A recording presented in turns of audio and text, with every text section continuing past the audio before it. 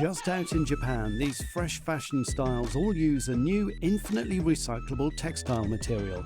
This unique yarn could help reduce the estimated 7 million tonnes of clothing waste the EU produces every year. Welcome to Green Japan, and in this episode we're exploring how this innovative material produced by microorganisms could help us shift towards a real circular economy model in fashion. We're here in Italy to meet some luxury brands who are already using it. But first, let's go to Japan to see how it's made. Tsuruoka in northwestern Japan is known for its fine food and tradition of silk making. Today, it's home to this factory producing a whole new class of cloth. It's called Brewed Protein, and it's made by microorganisms in metal tanks. Japanese scientist Kazuhide Sekiyama spent 20 years perfecting the production process. Brewed Protein は、微生物に植物由来の糖を食べさせて、でその微生物が作るタンパク質、このタンパク質を使って作られた、新しい素材です。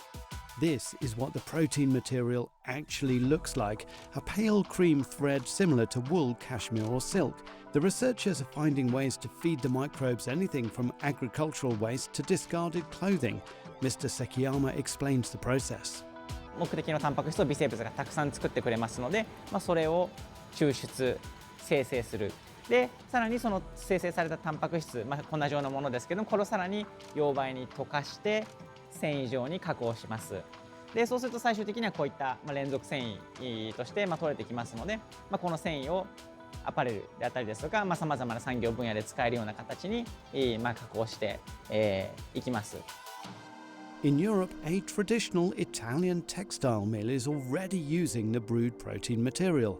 Zegna Barufa Lane Borgosesia is best known for its fine merino wool. And now they're producing a new yarn using 70% wool and 30% brewed protein. Here's CEO Lorenzo Piacentini. Che questa fibra ha delle qualità molto interessanti. Ha un tocco molto soffice, un aspetto lucido che ricorda la seta e in generale delle caratteristiche simili al cashmere. The company is beginning to commercialize the blended yarn with production of a few thousand kilograms in 2025. Further ahead, they expect double-digit growth because demand is strong.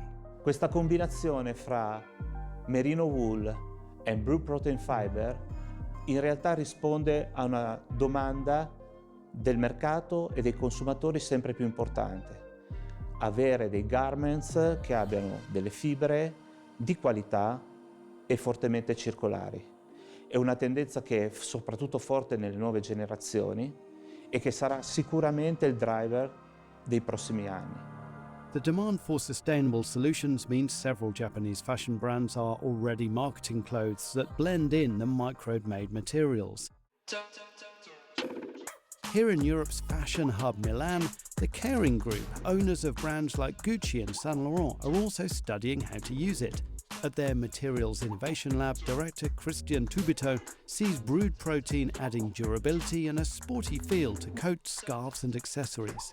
For me, every time that I touch this kind of materials, it's like to open a world of possibilities, and that needs to be discovered, that needs to be investigated. Part of that process is working with Spiber's sustainability expert Kenji Higashi in the Biocircular Materials Alliance, an industry initiative to create clothes that were conceived to be ready for recycling by microorganisms. We're trying to figure out how you can design a product using combinations of materials and chemicals that have a way out, have a way to be recycled.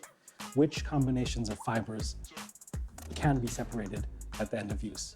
Which dyes are compatible with circularity at the end of use?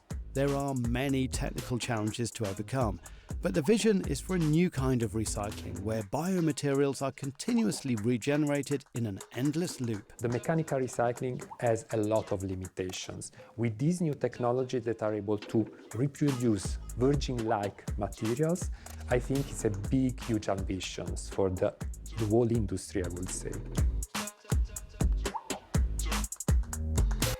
Well, that's all we have time for, but you can read a lot more about the circular economy on euronews.com. And I'll see you next time.